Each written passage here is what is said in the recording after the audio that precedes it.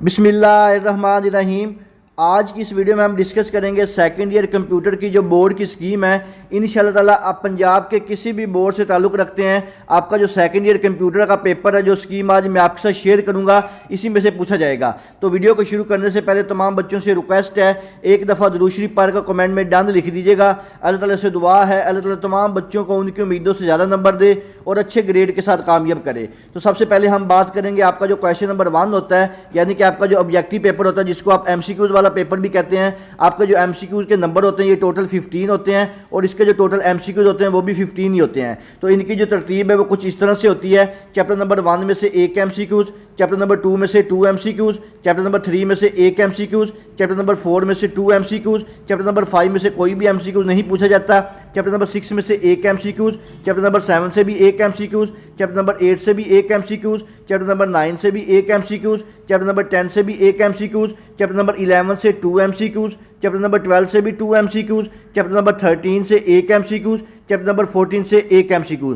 तो ये था आपका जो ऑब्जेक्टिव पेपर है। इसके जो MCQs की तरतीब है कि किस चैप्टर से कितने MCQs पूछे जाते हैं और इसके जो टोटल नंबर होते हैं वो 15 होते हैं। अब हम बात करते हैं आपका जो सब्जेक्टिव पेपर होता है। सब्जेक्टिव पेपर में सबसे पहला जो पार्ट होता है, जिसको शॉर्ट क्वेश्चन का पोर्शन भी कहते हैं, इसको मजीद 3 पार्ट्स में डिवाइड किया जाता है और शॉर्ट क्वेश्चन के जो टोटल नंबर होते हैं वो 36 होते हैं। तो सबसे पहला आपका जो शॉर्ट क्वेश्चन होता है, ये क्वेश्चन नंबर 2 के नाम से होता है। इसमें टोटल जो सवाल होते हैं वो 9 होते हैं। 9 में से आपने अपनी मर्जी से कोई से 6 सवालों के जवाब देने होते हैं।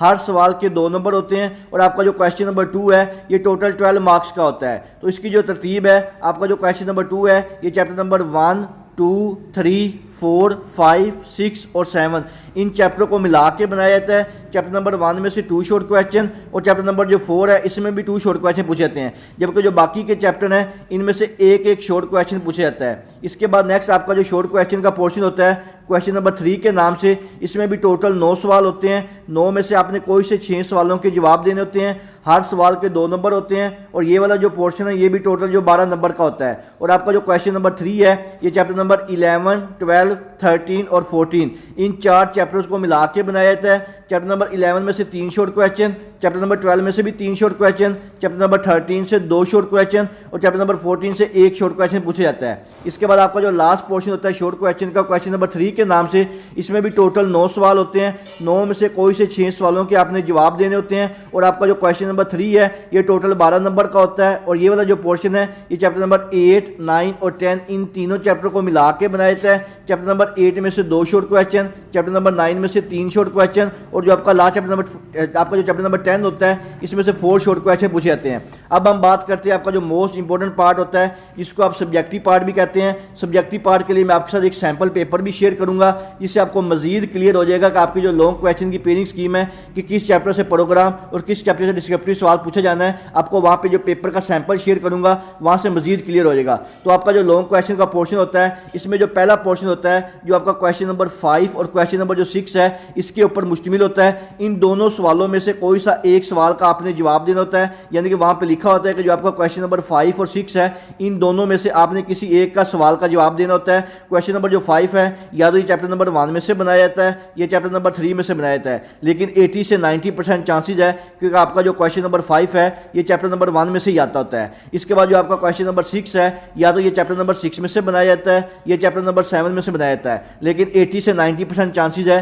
कि जो आपका क्वेश्चन नंबर 6 है ये चैप्टर नंबर 6 में से बनाया जाता है। अगर आप चैप्टर नंबर 1 या चैप्टर नंबर 6 इन दोनों में से कोई एक चैप्टर अच्छी तरह से कर लें तो आपका जो पहला पार्ट है जिसमें आपने क्वेश्चन नंबर 5 और 6 में से एक पार्ट को अटेम्प्ट करना होता है तो आपका वो अटेम्प्ट हो जाएगा। इसके बाद आपका जो नेक्स्ट पार्ट होता है, इसका जो दूसरा पार्ट होता है लॉन्ग क्वेश्चन का, ये क्वेश्चन नंबर 7, 8 और 9 इन 3 सवालों पर मुश्तमिल होता है और इन तीनों में से आपने अपनी मर्जी से कोई से 2 लॉन्ग क्वेश्चन के आंसर देने होते हैं। और आपका जो क्वेश्चन नंबर 7 होता है लॉन्ग क्वेश्चन का, ये चैप्टर नंबर 8 में से बनाया जाता है और नेक्स्ट जो लॉन्ग क्वेश्चन होता है क्वेश्चन नंबर जो 8 होता है ये चैप्टर नंबर 11 में से बनाया जाता है और आपका जो लास्ट लॉन्ग क्वेश्चन होता है क्वेश्चन नंबर 9 के नाम से, ये चैप्टर नंबर 12 में से बनाया जाता है। अब चैप्टर नंबर 12 में से कंफर्म नहीं है कि चैप्टर नंबर 12 में से ही प्रोग्राम आएगा। चैप्टर नंबर जो 11 है इससे भी प्रोग्राम पूछा जा सकता है और जो चैप्टर नंबर 12 है इससे भी प्रोग्राम पूछा जा सकता है। तो इसमें कंफर्म बिल्कुल भी नहीं है कि चैप्टर 11 से प्रोग्राम पूछा जाएगा या चैप्टर नंबर 12 से पूछा जाएगा। तो आपने इन दोनों के जो प्रोग्राम और डिस्क्रिप्टिव सवाल हैं वो आपने अच्छी तरह करके जाने हैं। अगर आप chapter number 1, chapter number 6, chapter number 8 और चैप्टर नंबर 11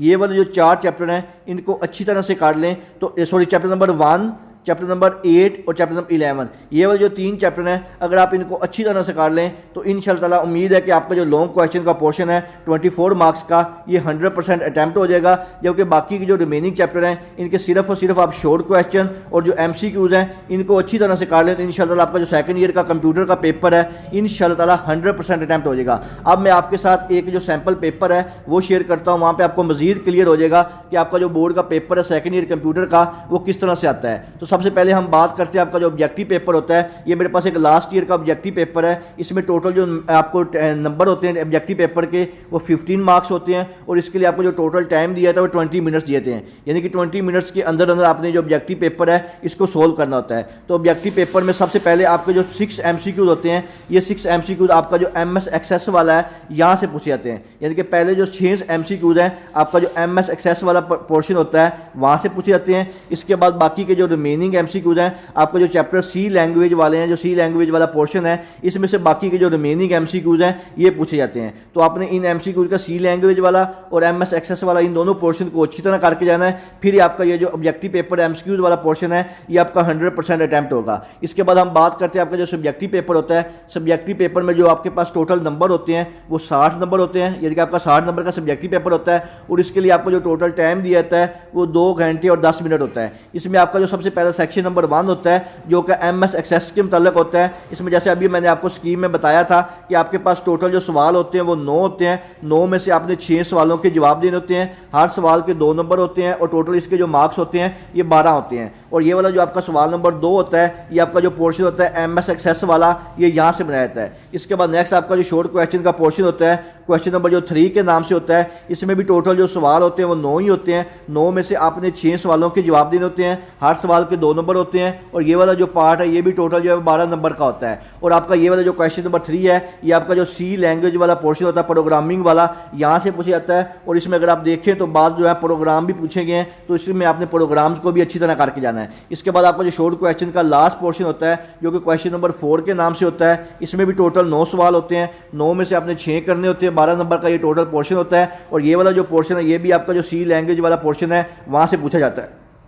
तो इसमें भी अगर आप देखें तो बाद जो क्वेश्चन है वो आपके प्रोग्रामिंग के मतलब है, यानी कि आपने जो प्रोग्राम्स हैं इनको अच्छी तरह करके जाना है C लैंग्वेज वाले पोर्शन में से, और बाकी जो डेफिनेशन वगैरह है इनको भी आपने अच्छी तरह देख के जाना है। इसके बाद आपका जो सब्जेक्टिव पार्ट होता है सेक्शन नंबर 2 होता है। जैसे मैंने अभी आपको स्कीम में भी बताया था कि सब्जेक्टिव पार्ट में सबसे पहले उन्होंने लिखा हुआ है कि नोट अटैम्प्ट एनी 1 क्वेश्चन, यानी कि क्वेश्चन नंबर 5 और जो क्वेश्चन नंबर 6 है इन दोनों में से आपने कोई से एक सवाल को अटैम्प्ट करना होता है। और ये वाला जो पोर्शन होता है ये आपका जो MS एक्सेस वाला पार्ट होता है वहाँ से पूछा जाता है। इसके बाद आपका जो सेक्शन नंबर 2 होता है, सेक्शन नंबर 3 होता है, इसमें उन्होंने वहाँ पे लिखा हुआ है अटैम्प्ट एनी 2 क्वेश्चन। और ये वाला जो आपका पोर्शन होता है ये C लैंग्वेज वाला होता है और इसमें हर सवाल के 2 नंबर होते हैं। और ये वाला जो पार्ट है आपका सेक्शन नंबर जो 3 है ये 16 मार्क्स का होता है। जो सेक्शन नंबर 2 MS एक्सेस वाला है ये 8 मार्क्स का होता है और टोटल आपका जो लॉन्ग क्वेश्चन का पोर्शन होता है ये 24 मार्क्स का होता है। और आपका जो C लैंग्वेज वाला पोर्शन होता है इसमें सवाल नंबर 7, 8 और 9 ये 3 सवाल दिए थे।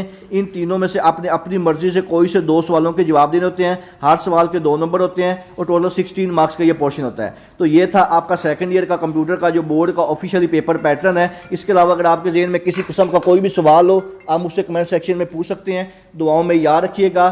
जज़ाकल्लाह, अल्लाह हाफिज़।